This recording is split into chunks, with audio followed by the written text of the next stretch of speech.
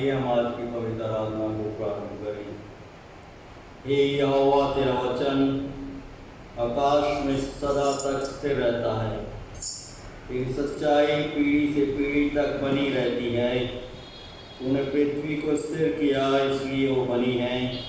वे आज के दिन तक तेरे नियमों के अनुसार ठहरे हैं, क्योंकि सारी सृष्टि तेरे अधीन है।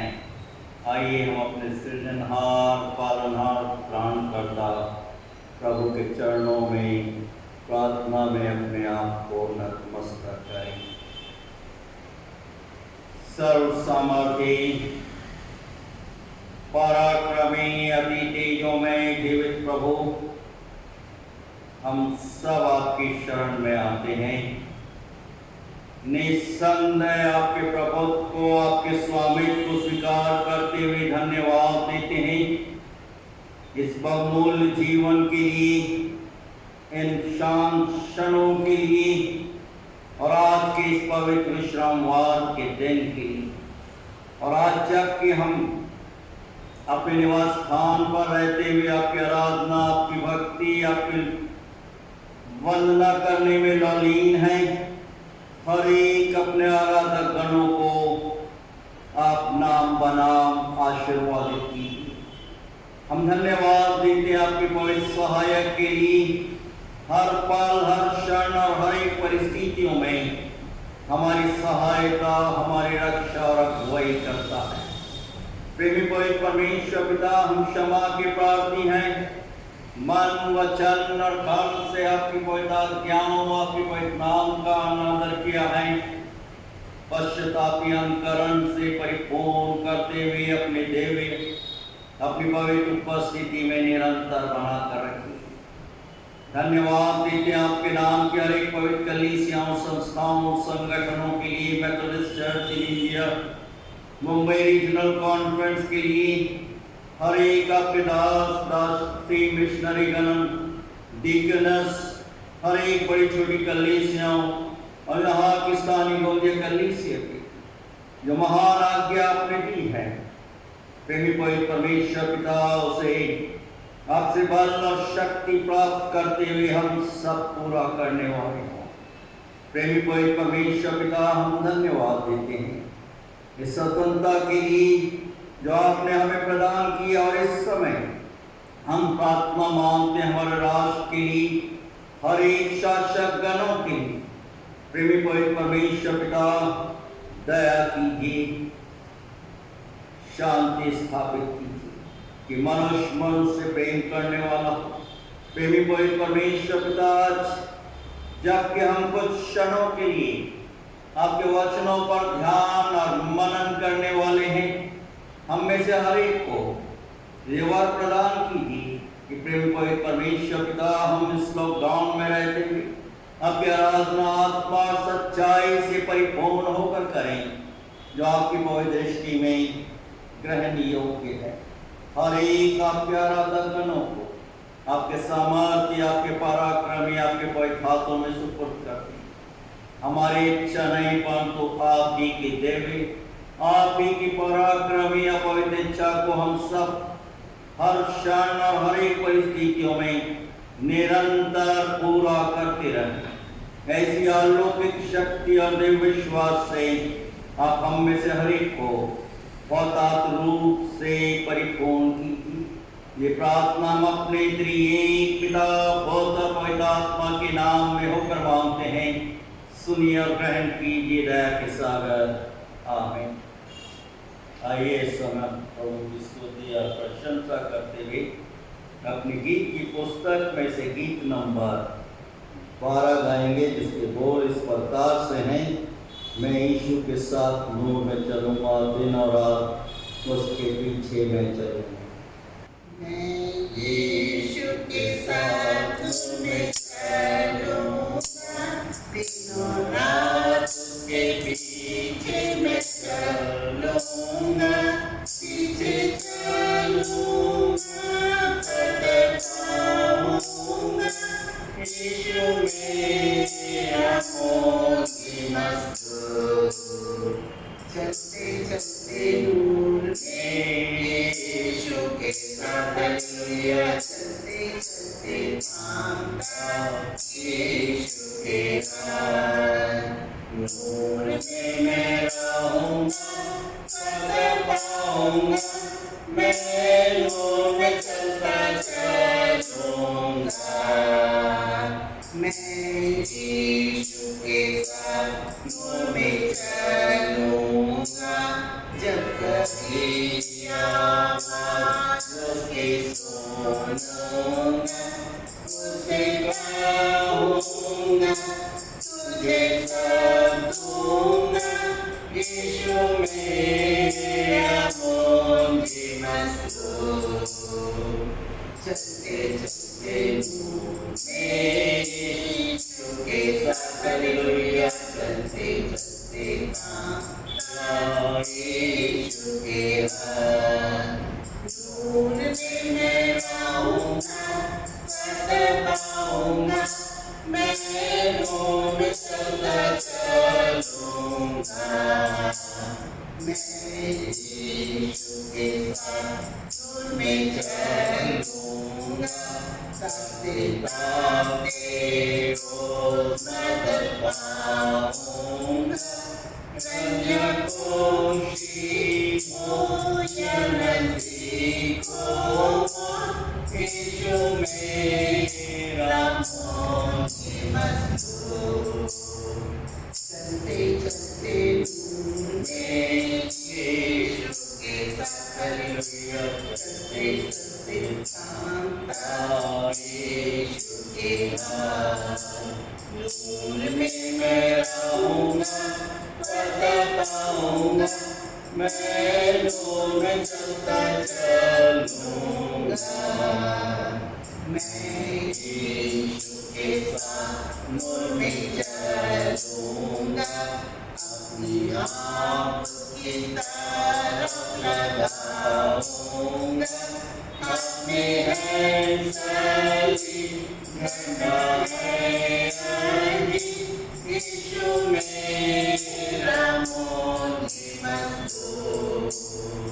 चलते चलते ढूंढे यीशु के साथ हालेलुया चलते चलते पाऊंगा यीशु के हाथ।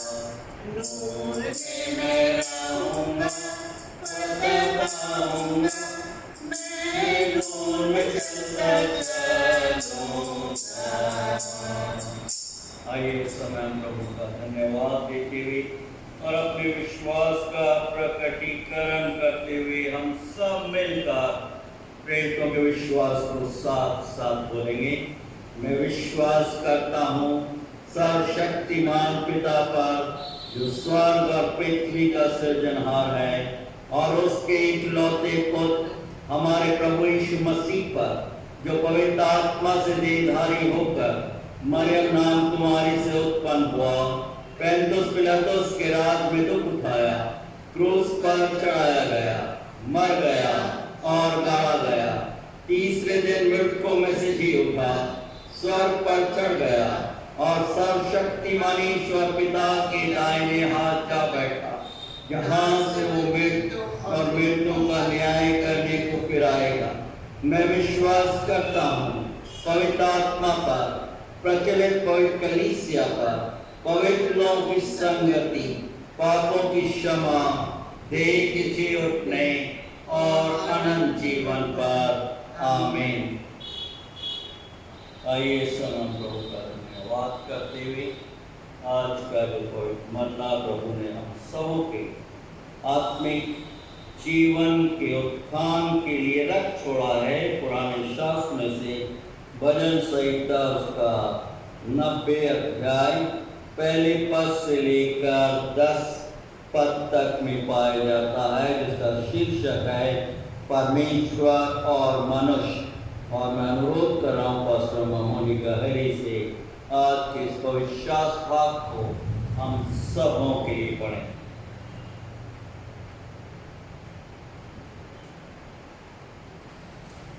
आज का धर्मशास्त्र मनन पाठ जो हमें मिलता है भजन संहिता उसका 90 अध्याय 1 वचन से लेके 10 वचन तक, और जिसका शीर्षक है परमेश्वर और मनुष्य। हे प्रभु, तू पीढ़ी से पीढ़ी तक हमारे लिए धाम बना है। इससे पहले भी पहाड़ उत्पन्न हुए या तूने पृथ्वी और जगत की रचना की, वरन अनादिकाल से अनंतकाल तक तू ही परमेश्वर है। तू मनुष्य को लौटाकर मिट्टी में ले जाता है और कहता है, हे आदमियों, लौट आओ, क्योंकि 1000 वर्ष तेरी दृष्टि में ऐसे हैं जो कल का दिन जो बीत गया, या जैसे रात का एक पहर। तू मनुष्यों को धारा में बहा देता है, वे स्वप्न से ठहरते हैं, वे भोर को बढ़ने वाली घास के समान होते हैं। वह भोर को फूलती और बढ़ती है और सांझ तक कटकर मुरझा जाती है, क्योंकि हम तेरे क्रोध से भस्म हुए हैं और तेरी जलजलाहट से घबरा गए हैं। तूने हमारे अधर्म के कामों को अपने सम्मुख और हमारे छिपे हुए पापों को अपने मुख की ज्योति में रखा है, क्योंकि हमारे दिन तेरे क्रोध में बीत जाते हैं। हम अपने वर्ष शब्द के समान बिताते हैं। हमारी आयु के वर्ष 70 तो होते हैं, और चाहे बल के कारण 80 वर्ष हो जाएं, तो भी उनका घमंड केवल कष्ट और शोक ही शोक है। वह जल्दी कट जाती है और हम जाते रहते हैं। प्रभु परमेश्वर अपने जीवित और सामर्थी वचन के पढ़े जाने, सुनने और समझने की शक्ति से हम सबों को परिपूर्ण करे। आमीन।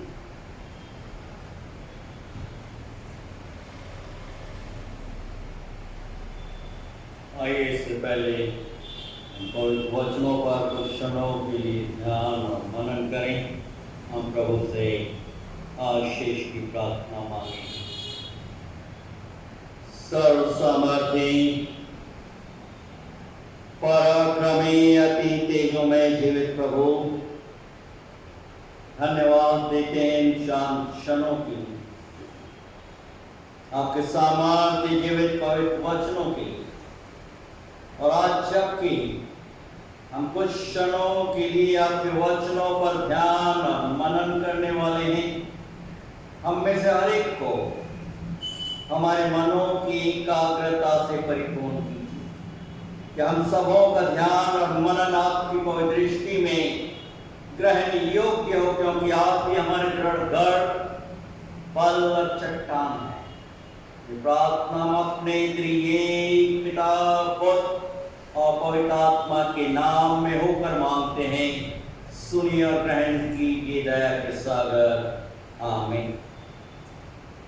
भजन संहिता उसका 90 अध्याय पहले पद से लेकर 10 पद तक जो पवित्र वचन हम सबों के समक्ष पढ़ा गया, मैं कुछ क्षणों के लिए आप सबों के साथ 10 पद पर ध्यान और मनन करने का प्रयास करूंगा, जो कि इस प्रकार से है। हमारी आयु के वर्ष 70 तो होते हैं, और चाहे बल के कारण 80 वर्ष भी हो जाएं, तो भी उनका घमंड केवल कष्ट और शोक ही शोक है। वो जल्दी कट जाती है और हम जाते रहते हैं। वो जल्दी कट जाती है और हम जाते रहते हैं। अंग्रेजी में रिवाइज स्टैंडर्ड वर्जन जो इस प्रकार से है, the days of our lifes are 70 years, and if by reason of strength they are 80 years, yet their boast is only labor and sorrow, for it is soon cut off and we fly away. प्रभु यीशु के सामर्थ्य पवित्र नाम में आज की online आराधना सभा में Gondia Methodist Hindi church, प्रभु यीशु के सामर्थ्य पवित्र नाम में आप सबों का हार्दिक स्वागत और अभिनंदन करता है।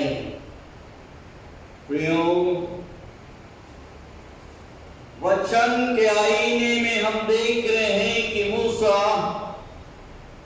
प्रभु की स्तुति और वंदना करते हुए अपने भजन में, जिसे उन्होंने 40 वर्ष की लंबी मिस्र देश से कनान तक की यात्रा के दौरान लिखा, बता रहे हैं कि मनुष्य का जीवन बहुत ही छोटा है और हम वर्ष शब्द के समान बिताते हैं। हमारी आयु, मनुष्य की आयु जल्दी ही कट जाती है। और यहाँ पर 90 अध्याय में मूसा नबी प्रभु परमेश्वर से प्रार्थना कर रहे हैं, अनुरोध कर रहे हैं, प्रभु हमें अपने दिन गिनने की समझ प्रदान करके हम बुद्धिमान हो जाएं।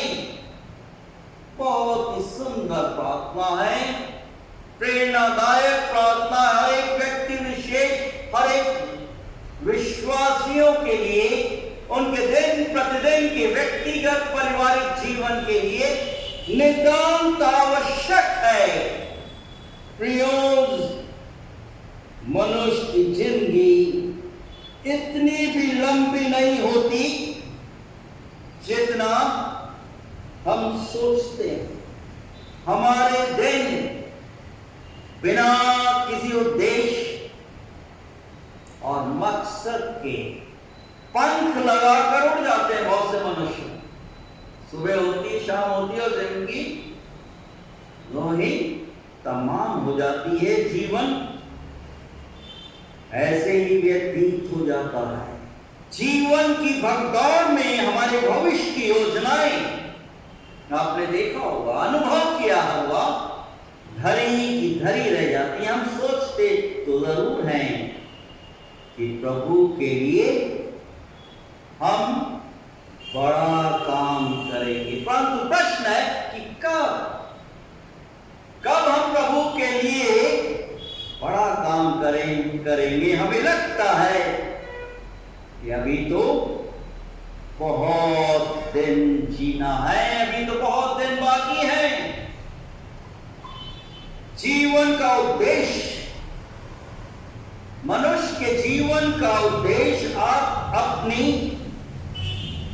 अनंतता या अनंतकालीन जीवन कहां पर व्यतीत करेंगे। ये सबसे बड़ा प्रश्न है आज हर एक व्यक्ति विशेष के लिए कि हम अपना अनंतकालीन जीवन कहां पर व्यतीत करें।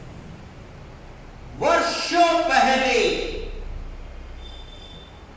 भारत के प्रथम प्रधान पंडित जवाहरलाल नेहरू जबकि अमेरिका यात्रा कर रहे थे, उन्होंने वहां के राष्ट्राध्यक्ष से अनुरोध किया कि मैं आपके देश के सबसे बड़े बुद्धिजीवी सर आइंस्टाइन से मुलाकात करना चाहता। और उनके अनुरोध को स्वीकार किया गया और पूरा किया गया। और प्रारंभिक दौर में जब पंडित नेहरू जी आइंस्टाइन सर के समक्ष बैठे हुए थे, राजनीति की बात करते हैं, यात्रा की बात करते हैं, स्वास्थ्य की बात करते हैं, इधर उधर की बात करते हुए पंडित नेहरू उनसे बहुत ही महत्वपूर्ण प्रश्न पूछते हैं, क्या आपने जीवन के अर्थ को खोज लिया? क्या आपने जीवन के अर्थ को, सार्थकता को खोज लिया? सर आइंस्टीन बड़ी नम्रता के साथ अपना सिर झुकाकर कहते हैं, नहीं, मैंने जीवन के अर्थ को अभी तक नहीं खोजा है। आज असंख्य मनुष्य पूछते हैं, विचार व्यक्त करते हैं कि मैं इस संसार में क्यों पैदा हुआ हूं। प्रभु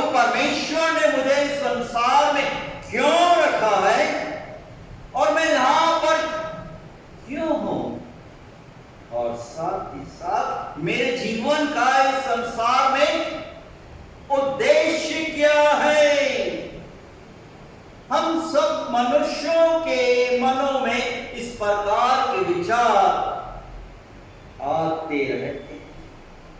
प्रियो, जीवन को परिभाषित या कहना चाहिए डिफाइन करना है तो ये आत्मा और शरीर का मिलन है। ये वो समय है जब मनुष्य जन्म लेता है और मृत्यु को प्राप्त कर लेता है।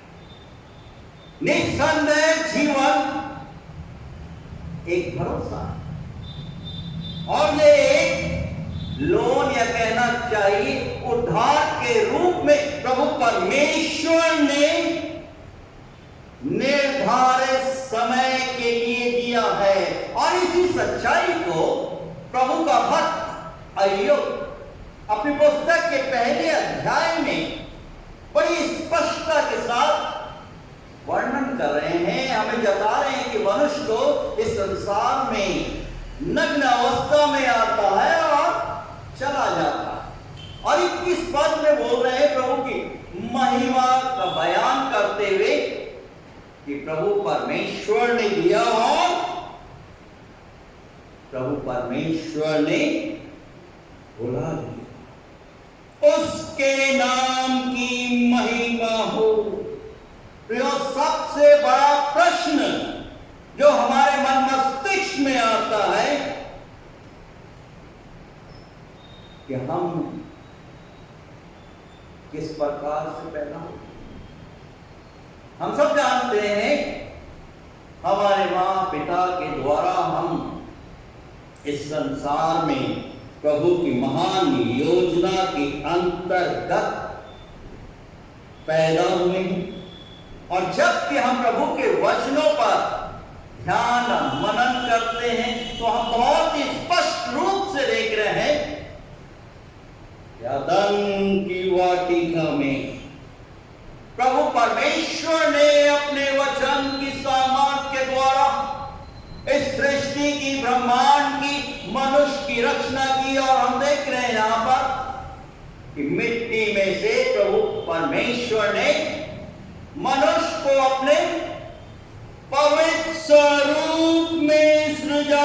उत्पत्ति की पुस्तक उसके 2 अध्याय और 7वें पद में और प्रभु परमेश्वर ने इस मनुष्य को जबकि मिट्टी में से बनाया, उसके नथनों में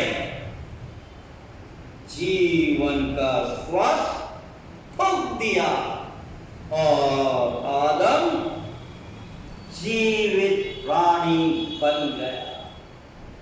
जीवन, यो मनुष्य का जीवन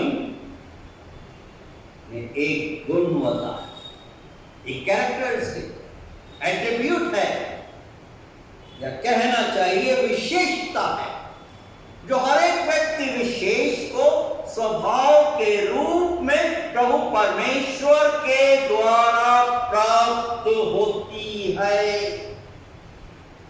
क्यों? इसी कारण एक परिवर्तित मनुष्य, पौलुस प्रेरित क्या बोल रहे हैं फिलिपियों की पत्री उसके 2 अध्याय और 5वें पद में कि जैसे प्रभु का स्वभाव वैसा तुम्हारा स्वभाव हो। आज ये समय की पुकार है जबकि हम लड़ाई झगड़े और फसाद देख रहे हैं, सांप्रदायिक दंगों को देख रहे हैं, विभिन्न प्रकार का जीवन जो हम देख रहे हैं। सर्वप्रथम एक भौतिक जीवन, एक फिजिकल जीवन जो कि मनुष्य को इस संसार में जब वो पैदा होता है उसे प्राप्त होता है और ये प्रभु परमेश्वर की योजना के अंतर्गत होता है। और दूसरा एक आत्मिक, एक स्पिरिचुअल जीवन है जो प्रभु परमेश्वर अपने लोगों को प्रदान करता है, एक परिवर्तित मनुष्य। कौन? पौलुस प्रेरित बोल रहे हैं इफिसियों की कलीसिया को संबोधित करते हुए और आज हम में से अनेक को। इफिसियों की पत्री उसके 2 अध्याय और उसके पहले पद में कि प्रभु ने तुम्हें जिलाया है, जो अपने अपराधों और पापों के कारण मरे हुए। निस्संदेह हम अंधकार में थे, प्रभु परमेश्वर ने एक भयानक कीमत अपने पुत्र के द्वारा, हमारे उद्धारकर्ता यीशु के द्वारा, अपनी सलीमी मौत और मृत्यु में से जीवित उठने के द्वारा प्रदान किया। और निस्संदेह ये जीवन एक वरदान है जो प्रभु ने अपने विश्वासियों को प्रदान किया है, जो अपने पापों से पश्चाताप करते और प्रभु की ओर फिर जाते। उदाहरण के रूप में हम देखते ही तो देख रहे हैं कि किस प्रकार से वो दुनियाई चकाचौंध में था, 1 से 2 करने में, परंतु जब उसकी नजरें प्रभु यीशु की तरफ केंद्रित होती हैं, उठाता है, देखता है, उनकी दोनों की नजरें मिलती हैं, वो पश्चाताप की ज्वाला में प्रेमी प्रभु परमेश्वर के पुत्र के सान्निध्य को प्राप्त करते हुए उसका जीवन पूर्ण रूप से परिवर्तित हो जाता है। शारीरिक जीवन, आत्मिक जीवन और तीसरा अनंतकालीन जीवन। अनंतकालीन जीवन ये जीवन जिसका कोई भी अंत नहीं है। सबोपदेशक की पुस्तक उसके 6 अध्याय और 12 पद में हम देख रहे हैं कि मनुष्य का जीवन क्षणिक, मोमेंट्री, एक परछाई के समान, एक शैडो के समान है। प्रियो, क्या आप परछाई को पहचान सकते हैं? आपने देखा होगा कई बार आपकी परछाई लंबी हो जाती है, कई बार आपने देखा होगा कि वो छोटी हो जाती है। ये दर्शाना है मनुष्य के जीवन की क्षणिकता। जो प्रार्थना मूसा प्रभु के सानिध्य में कर रहा है, अद्भुत है। ये प्रभु मुझे समझ प्रदान कीजिए कि मैं अपनी आयु के बचे हुए दिनों को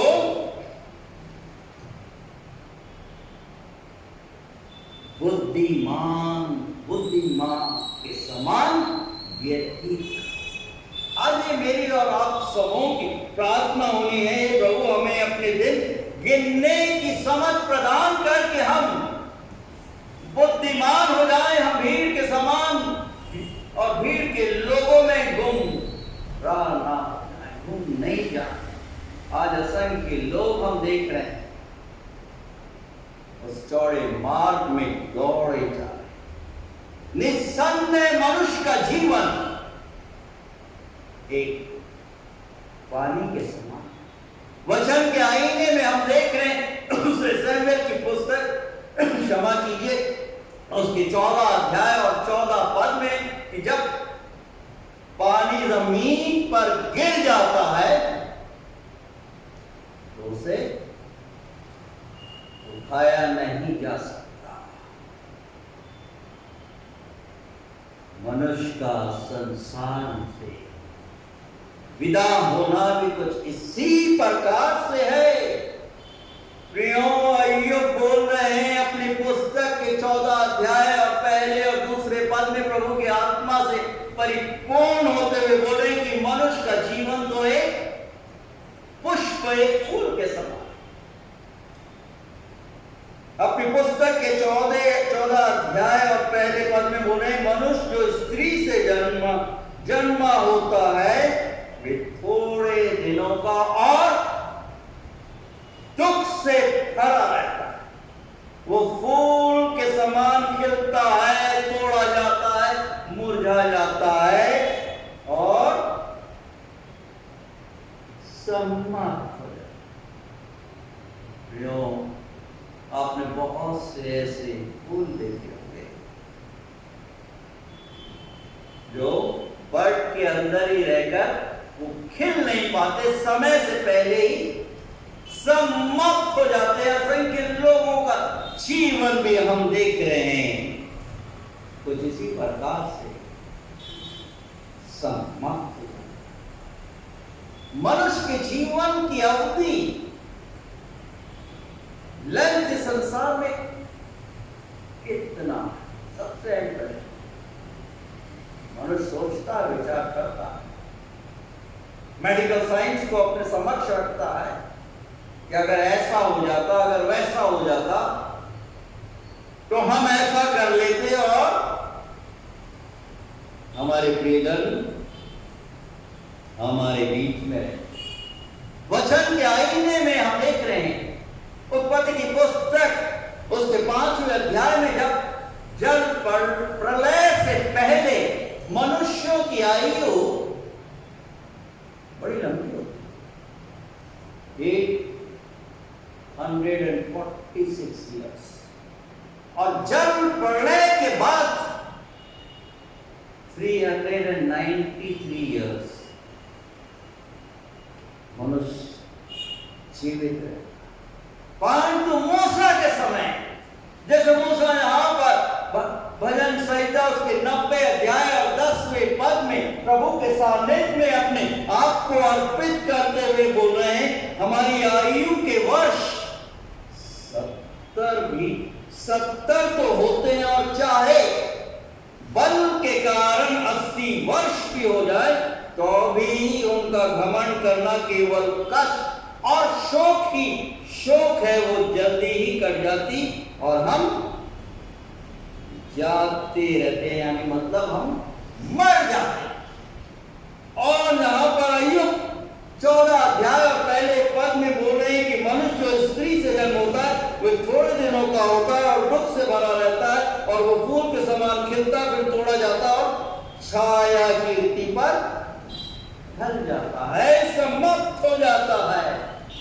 और प्रेरित याकूब बोल रहे अपनी पुस्तक के 4 अध्याय 13 और 15 पद में कि मनुष्य का जीवन तो एक हाथ के समान, थोड़ी देर दिखाई देती है और फिर लोप हो जाती है, एवोपरेट हो जाती है। आज ये जीवन जो प्रभु परमेश्वर ने इस लॉकडाउन में, इस पैंडेमिक में हमें प्रदान किया है, ये अपने आप में बहुमूल्य है।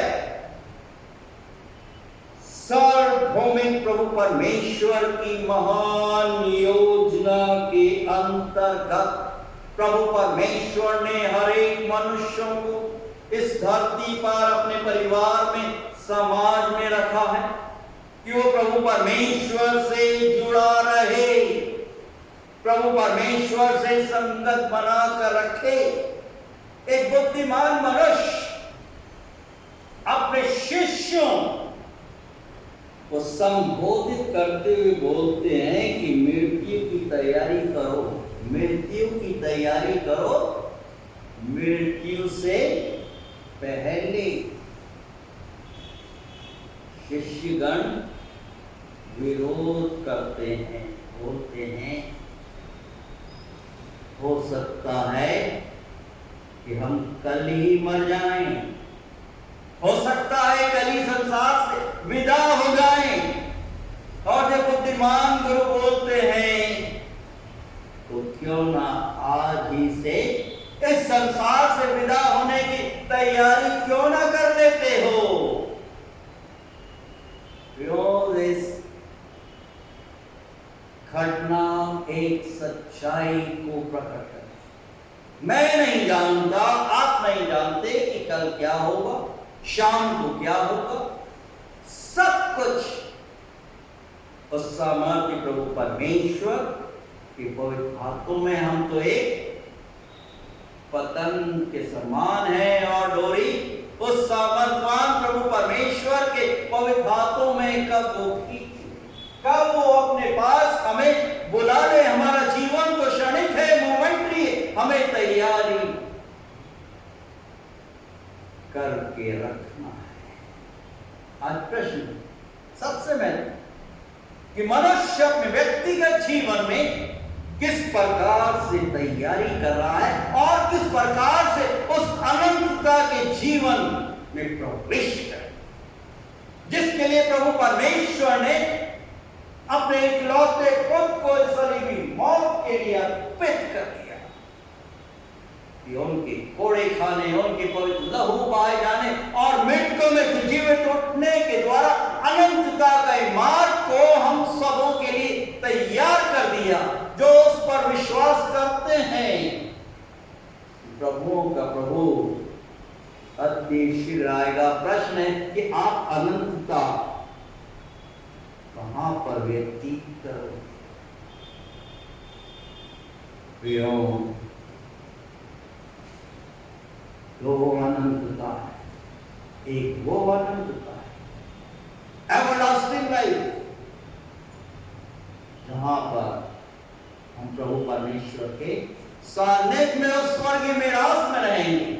और इसी कारण प्रभु यीशु मसीह बोल रहे हैं कि तुम्हारा मन व्याकुल ना हो। यूहन्ना उसके 14 अध्याय पहला पद में, मैं तुम्हारे लिए जगह तैयार करने के लिए जाता हूं कि जहां मैं हूं वहां तुम भी रहो।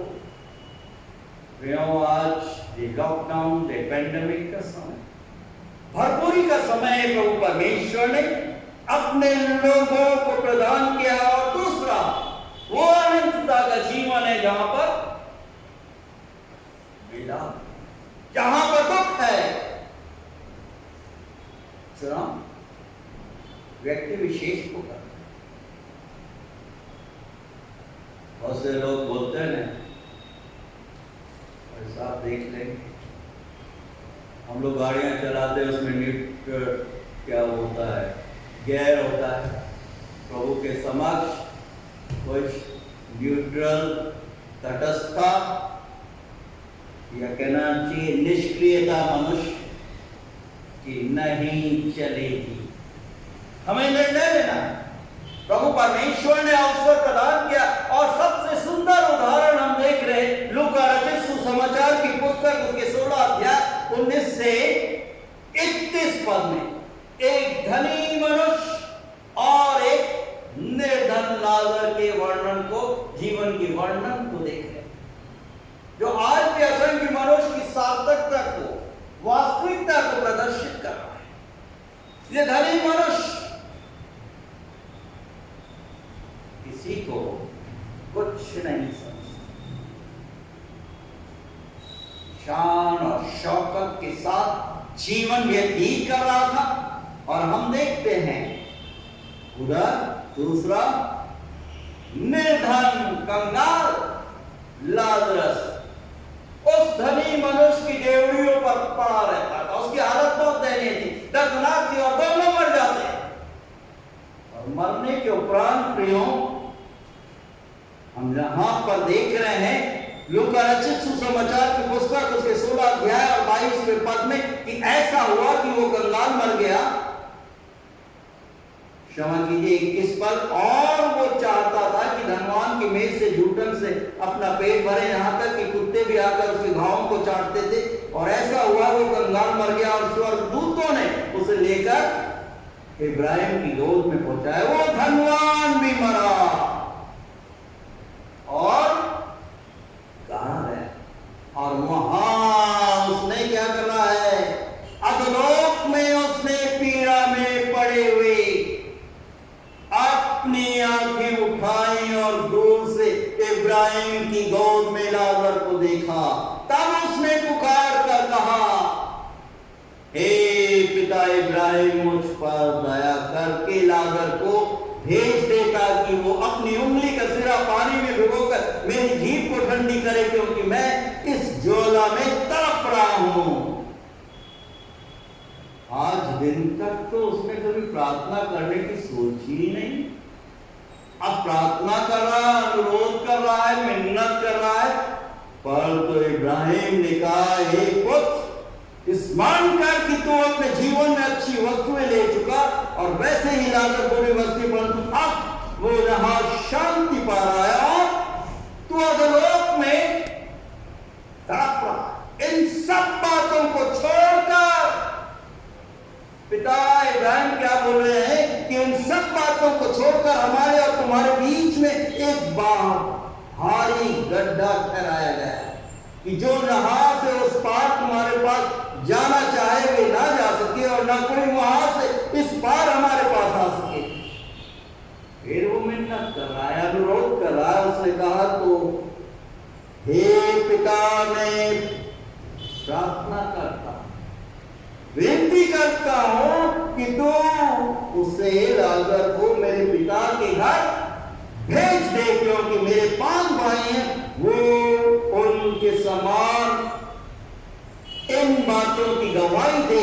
ऐसा ना हो कि वो भी इस अधोलोक की पीड़ा में आए, इस ज्वाला में, इस अधोलोक में तड़पे। इब्राहिम ने उससे कहा उनके पास क्या है? मूसा की व्यवस्था है। और आज तो हमारे पास प्रभु परमेश्वर ने अपने वचन को रख छोड़ा है और वे उनकी सुने। उसने कहा नहीं हे पिता इब्राहिम, पर यदि कोई मरे हो मुझे उनके पास जाए तो वो मन फिराएंगे। उसने उनसे कहा जब वे मूसा भविष्यवक्ताओं की नहीं सुनते, यदि मरे हुओं में से जो कोई भी जी उठे तो भी उनकी नहीं सुने। प्रियों, वचन की सार्थकता ने सच्चाई हमें दर्शा रही है।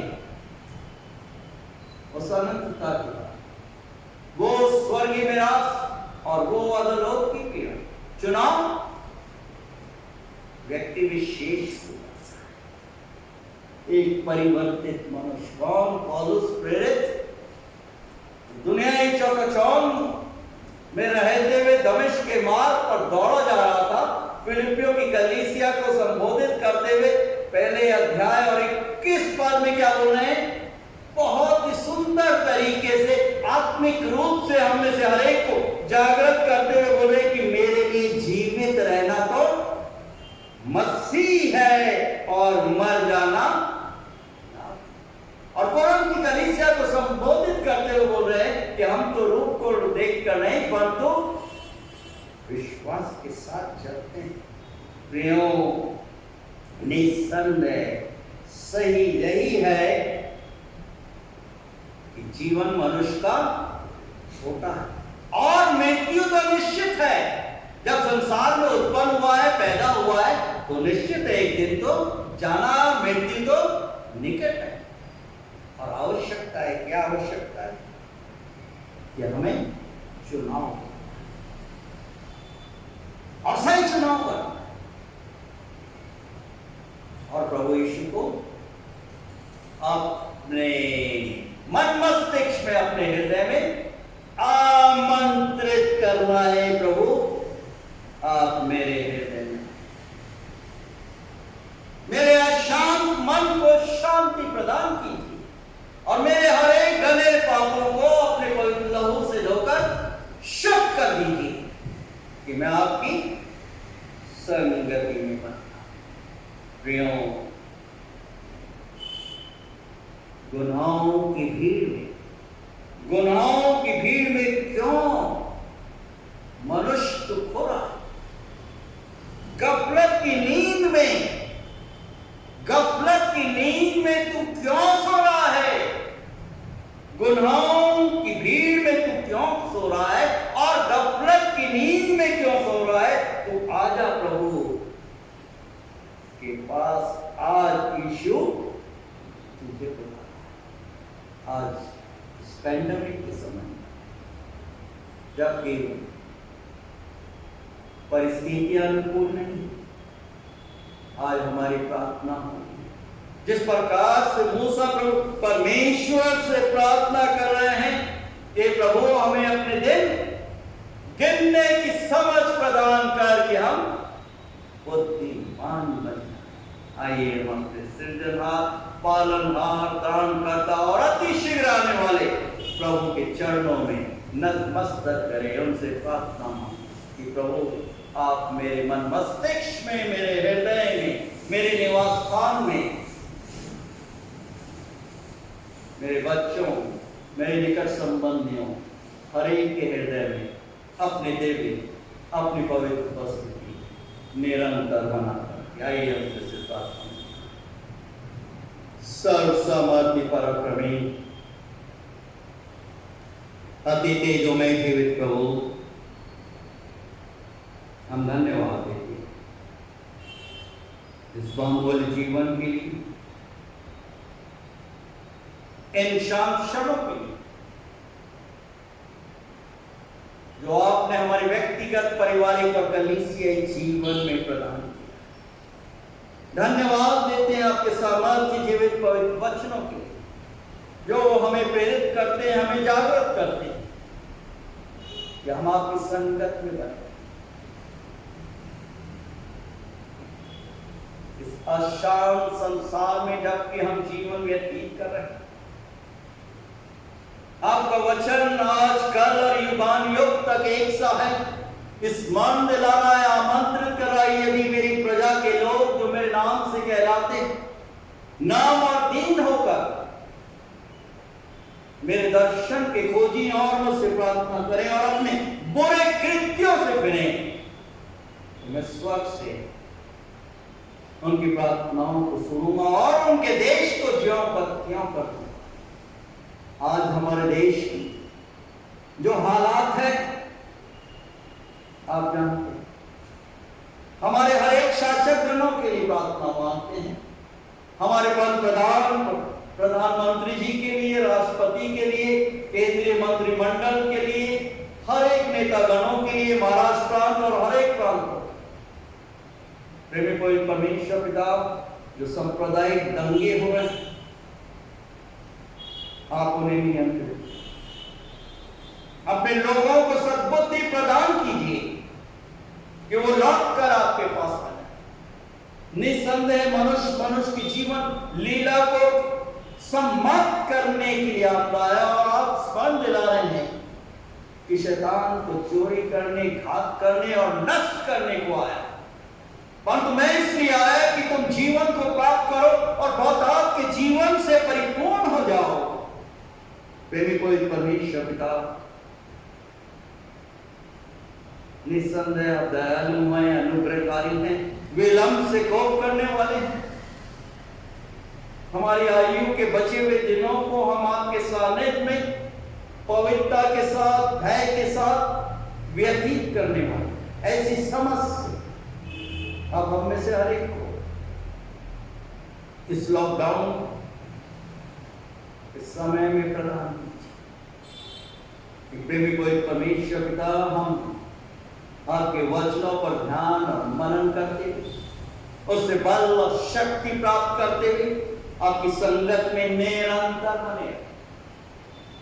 आपके नाम के हर एक पवित्र कलीसियाओं, संस्थाओं, संगठनों के लिए धन्यवाद। मुंबई रीजनल कॉन्फ्रेंस, हमारे बिशप, हर एक डिस्ट्रिक्ट सुपरिटेंडेंट, हर एक मिनिस्टर्स के लिए,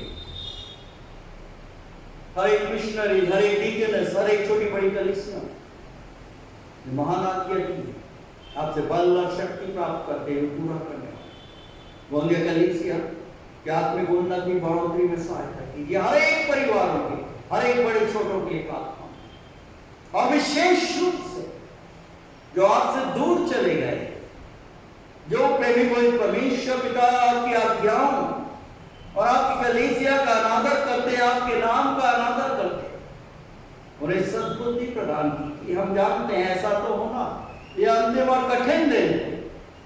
प्रेमी कोई परमेश्वर पिता दया, आप नहीं चाहते कि कोई भी मनुष्य नष्ट हो, आप यही चाहते हैं कि वो लौट कर आपके पास आए, क्योंकि आप जीवन बनकर प्रकट। प्रेमी कोई परमेश्वर पिता, इस सक्रिय मार्ग पर हम में से हर एक को अपनी देवी, अपनी पवित्र उपस्थिति में निरंतर बना के हम प्रार्थना मांगते हैं। हर एक ऑनलाइन आराधना, जहां कहीं विभिन्न स्थानों पर आपके वचनों पर ध्यान और मनन करते हैं, अपनी सामर्थ्य से परिपूर्ण हर एक जवान बच्चों को सद्बुद्धि प्रदान कीजिए, और विशेष रूप से जो गंदे व्यसन की लत में लगे हुए हैं, उसके आदि हो चुके, छुटकारा अपनी सामर्थ्य को प्रकट किया। अब सब कुछ करने में विश्वास योग्य और धर्म है। हर एक पढ़ने वाले बच्चों को ज्ञान बुद्धिमत्ता से परिपूर्ण कीजिए कि वो सफलता का इस पेंडेमिक सेकेंड वेव में आपने रक्षा। धन्यवाद देते हैं डॉक्टर स्टीव के लिए, उनके मेडिकेशन, नर्सेस, कंपाउंडर, सफाई कर्मचारी, हर एक की सहायता रक्षा। हमारे पुलिस डिपार्टमेंट के लिए धन्यवाद। शासन व्यवस्था को व्यवस्थित किया, रात और दिन परिश्रम करते, हर एक अपने प्रियों, हर एक अधिकारी का नौकर,